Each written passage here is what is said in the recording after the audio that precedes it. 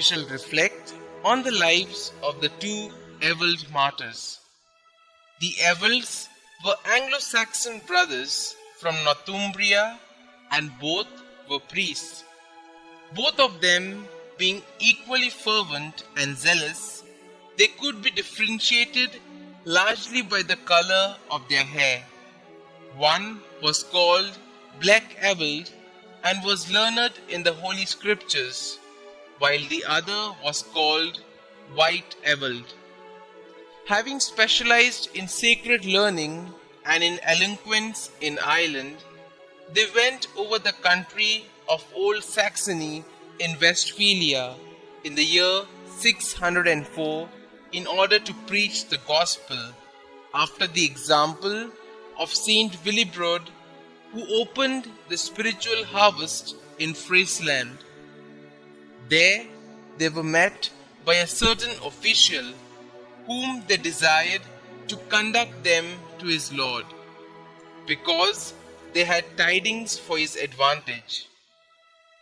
The man invited them into his house and kept them there for several days. The missionaries passed the time in prayer, singing psalms and hymns, and every day offered the sacrifice of the Mass. But the local pagans, observing this, feared that the preachers might prevail on their chief to forsake their gods and religion, and thus resolved to murder them both. They felled White Ewald with one blow of the sword and tortured Black Ewald before slaying him.